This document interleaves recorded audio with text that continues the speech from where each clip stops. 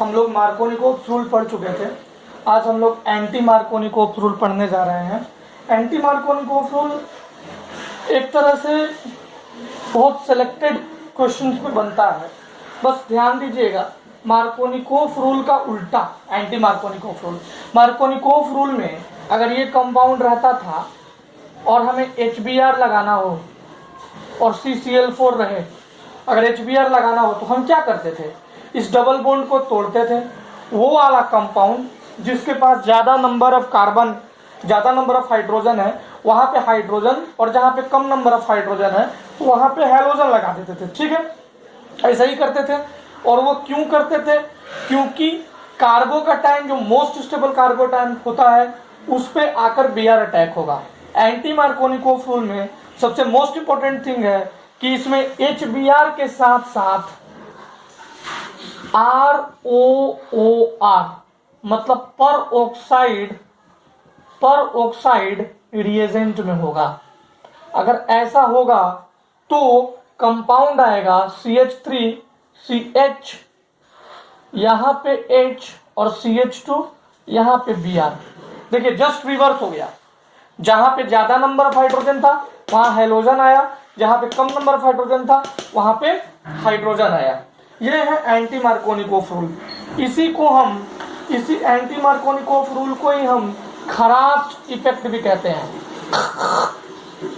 खराच effect, ये वाला खराच effect. ठीक है, खराच इफेक्ट से इसको पर ऑक्साइड इफेक्ट भी कहते हैं। Peroxide effect, it is also called as peroxide effect. ठीक है, अब जरा ध्यान से अभी तक जो हमने पढ़ा उसके बारे में हम थोड़ी बातें कर लेते हैं। जैसे CH3CH double bond CH2 HCl CCl4, मान लीजिए HCl ROOR, HI ROOR, HBr ROOR। तो क्या क्या कंपाउंड बनेगा थोड़ा सा हम लोग देख लेते हैं। अगर देखिए HCl CCl4 है, सिंपल मार्कोनिकोव रूल, मार्कोनिकोव। ठीक है, Markovnikov CH3 CH Cl CH2 H। ROR देखिए यहाँ HCl है, ROR है, यहाँ भी मार्कोनिकोव वाला ही प्रोडक्ट बनेगा। HI ROR यहाँ भी मार्कोनिकोव वाला ही प्रोडक्ट बनेगा। HBr ROOR यहाँ पे एंटी मार्कोनिकोव वाला प्रोडक्ट बनेगा बच्चों। यहाँ पे भी वही बनेगा, CH3CH Cl CH2H, CH3 CHI CH2H, यहाँ पे CH3 CH CH2, यहाँ पे Br और यहाँ पे H। ध्यान दीजिएगा, एंटी मार्कोनिकोव का प्रोडक्ट बनाने के लिए HBr और ROOR इन दोनों का होना आवश्यक है। अब देखो, अगर यही कंपाउंड में मैं अगर HBr लेता और CCl4 लेता, CCl4, तो जो हमें प्रोडक्ट मिलता CH, यहाँ पे Br CH2H। देखो ये मार्कोनिकोव रूल को फॉलो करता है, एंटी मार्कोनिकोव रूल को फॉलो नहीं करता। लेकिन अगर इन दोनों में से ये और ये दोनों होना जरूरी है। एंटी मार्कोनिकोव रूल के लिए HBr और ROR का दोनों का होना जरूरी है। ठीक है, ठीक है बच्चों, ओके। आपको Markovnikov rule, anti Markovnikov rule सभी चीजें अच्छे से समझ में आ गया। हम एक दो क्वेश्चन कर लेते हैं। अभी देखिए, ये मैं मिटा दूं, एक क्वेश्चन देते हैं। ठीक है,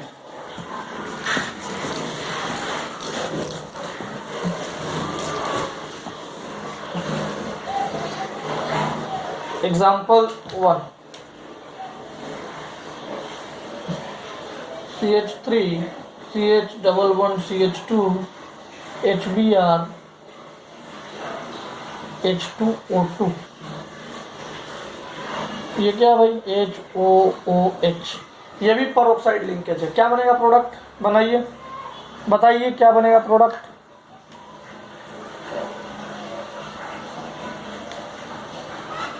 बताइए क्या बनेगा प्रोडक्ट।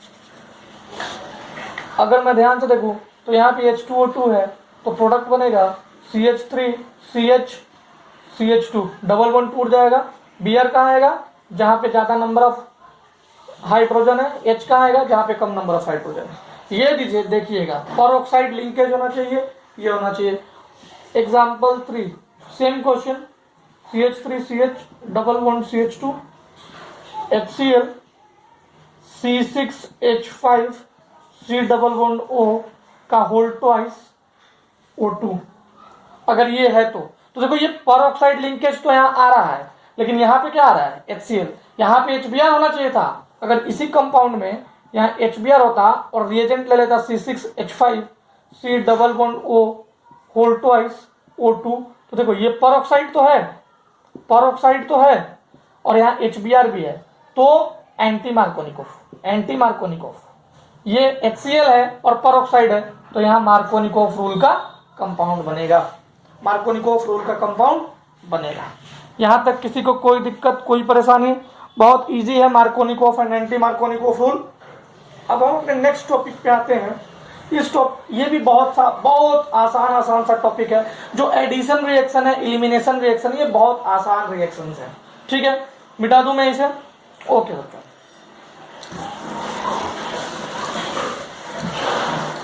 अब देखिए addition of Br2,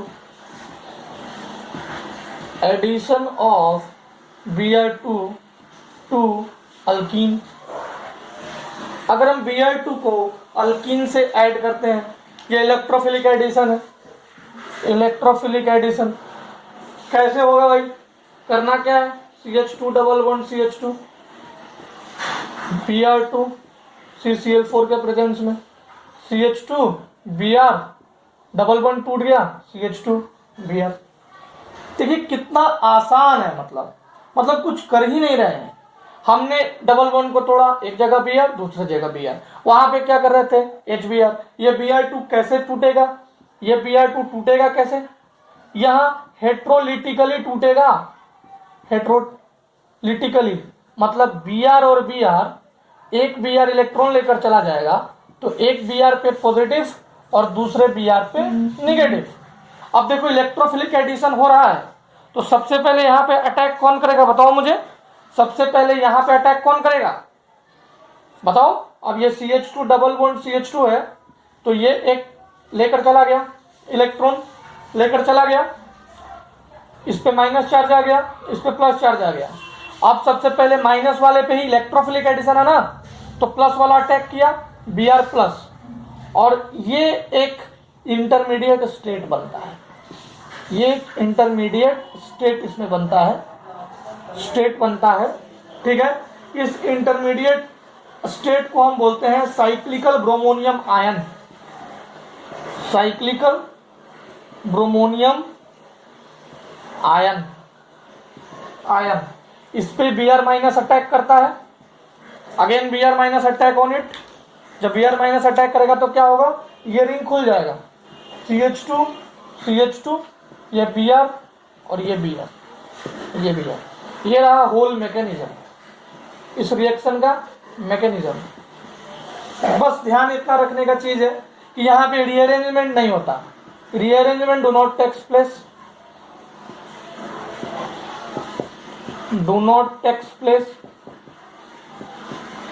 place, non classical carbocation is more stable, non classical carbocation is more stable, ठीक है। It doesn't need rearrangement। कहने का मतलब है बच्चों कि आपको कुछ नहीं करना, जैसे हम HBr अटैक करवा रहे थे, वहां पे H तो सीधा अटैक करा दे रहे थे, लेकिन पॉजिटिव जो डेवलप होता था वो कार्बोकैटायन का फॉर्मेशन होता था, उस पे Br माइनस को हम लोग उस पे अटैक कराते थे जो मोर स्टेबल कार्बोकैटायन होता था। लेकिन Br2 में जहां डबल बॉन्ड है उस डबल बॉन्ड को तोड़िए, एक पे Br सिन एंटी लगाए, एक पे इधर लगाए दूसरे पे उधर लगाए। कितना सिंपल सा है, इसमें कोई रिअरेंजमेंट नहीं करना है, डबल बॉन्ड तोड़ना है, दोनों जगह पे Br डाल देना है। क्या आप ये चीज को आसानी से कर लेंगे? ये बहुत आसान सा रिएक्शन क्या आप कर लेंगे? ठीक है, अब हम कुछ क्वेश्चंस देखते हैं। ठीक है, फिर हम लोग एलिमिनेशन रिएक्शन पे आ जाएंगे।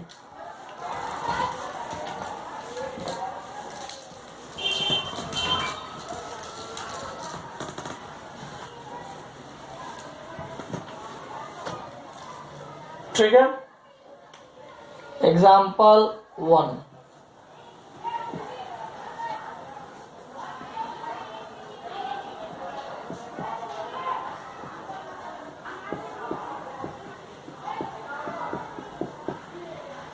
एग्जाम्पल 2,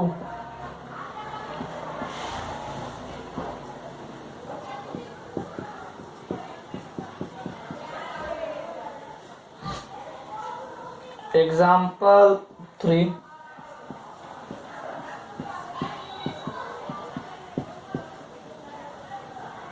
बस इतना ही बनाइए। देखिए बहुत इजी है, करना क्या है भाई, डबल बॉन्ड को तोड़ो, डबल बॉन्ड को तोड़ो, वहां पे एक साइड में अपर साइड में बीआर लगा दो, दूसरे साइड में लोअर साइड में बीआर लगा दो। जो वहां सिन एंटी था यहाँ पे मतलब एंटी था, एक साइड में उधर साइड बीआर और ऊपर बीआर फिर नीचे बीआर। तो इसमें क्या करेंगे, बाहर बीआर अंदर बीआर। इसमें कोई रिएक्शन नहीं होगा, क्यों, क्योंकि ये डबल बॉन्ड को तोड़ता है, यहाँ पे तो सिंगल बॉन्ड है, नहीं टूटेगा। हाँ, यहाँ पे हम सब्स्टिट्यूशन रिएक्शन करा सकते हैं, बीआर का सब्स्टिट्यूशन करा सकते हैं HNU के प्रेजेंस में, जो कि हम फ्री रेडिकल सब्स्टिट्यूशन पढ़े थे। यहाँ पे बीआर आके लग जाएगा। क्या ये तीनों क्वेश्चन क्लियर है? क्या ये तीनों आसान से सवाल आपको समझ में आ गए? ओके, अब आज का हमारा मेन टॉपिक है इलिमिनेशन रिएक्शन। आज हम पढ़ने जा रहे हैं इलिमिनेशन रिएक्शन। ठीक है बच्चों,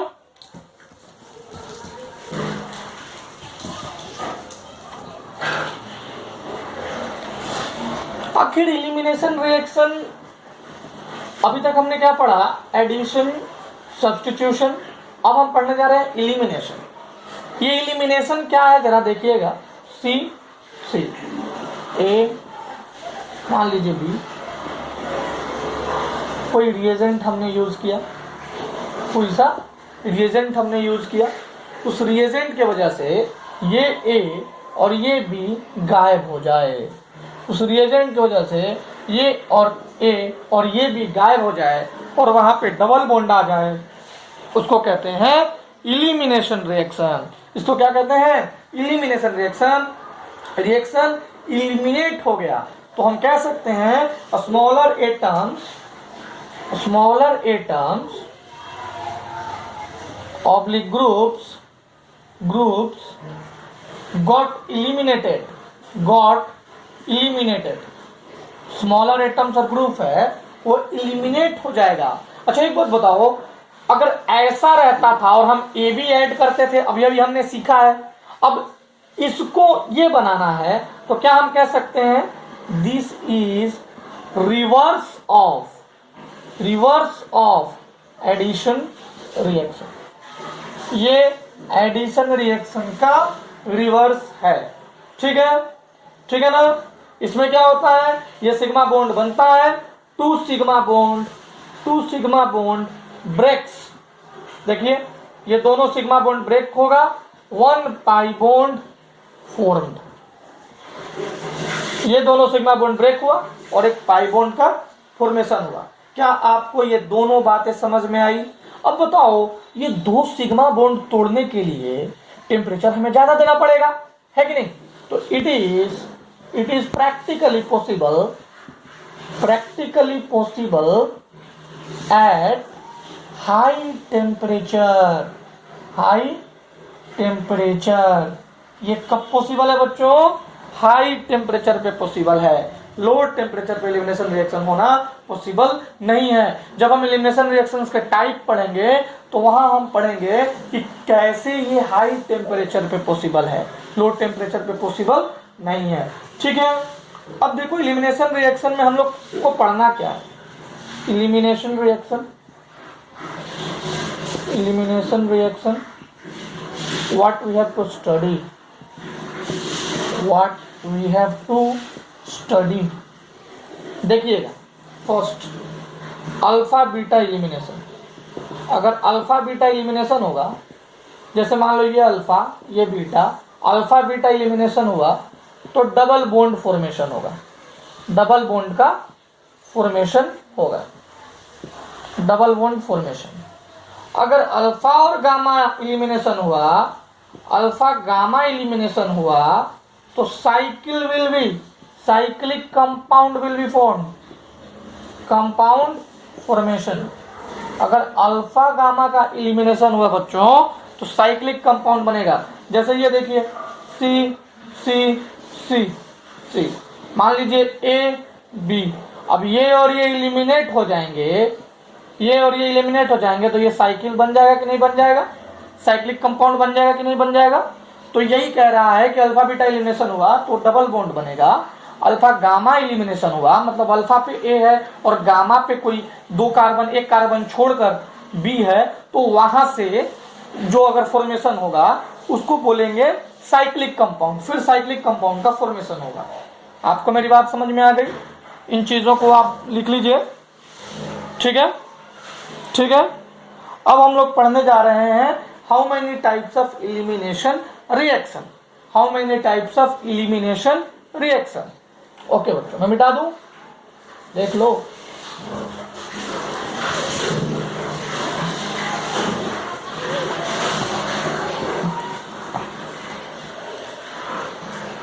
टाइप्स ऑफ एलिमिनेशन रिएक्शन।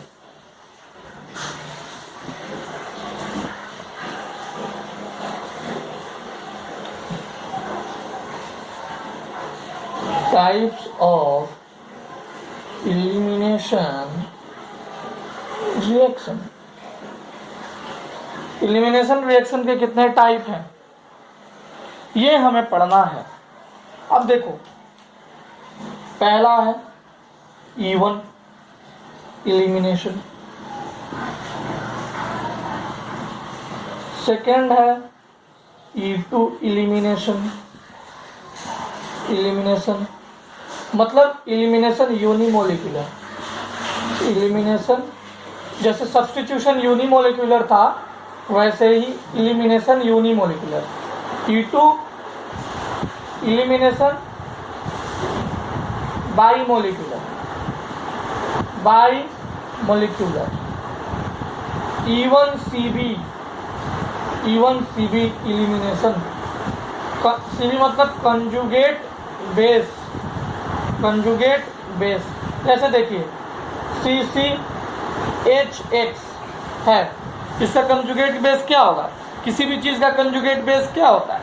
अगर H प्लस निकल जाए, H प्लस निकल जाएगा तो ये कंजुगेट बेस बन जाएगा, बन जाएगा कि नहीं? अब की बार X माइनस निकल जाए तो CC माइनस यहाँ प्लस, अब क्या आ जाएगा भाई? C double bond C। ये है E1CB एलिमिनेशन, ठीक है। E1 एलिमिनेशन क्या है भाई? E1 एलिमिनेशन में X माइनस, जैसे CC यहाँ X, यहाँ पे मान लीजिए H है, तो X माइनस एलिमिनेट हो गया तो CCH इस पे प्लस, ठीक है। अब की बार में H प्लस एलिमिनेट हो गया तो क्या बना भाई? C double bond C। ये E1 एलिमिनेशन था। RDS स्टेप ये था। इस RDS स्टेप में सिर्फ X माइनस एलिमिनेट होके कार्बोकैटायन का फॉर्मेशन किया। E2 एलिमिनेशन क्या था? दोनों एक साथ एलिमिनेट हुए, X H दोनों एक साथ एलिमिनेट होके C डबल बॉन्ड C का फॉर्मेशन किए। याद कीजिए, ऐसा ही कुछ सब्स्टिट्यूशन रिएक्शन में होता था। अगर पहला दो स्टेप रिएक्शन होता था तो फर्स्ट स्टेप जो होता था उसमें कार्बोकैटायन का फॉर्मेशन होता था, उस स्टेप को हम RDS स्टेप कहते थे। E2 क्या था? E2 में RDS स्टेप नहीं आता था।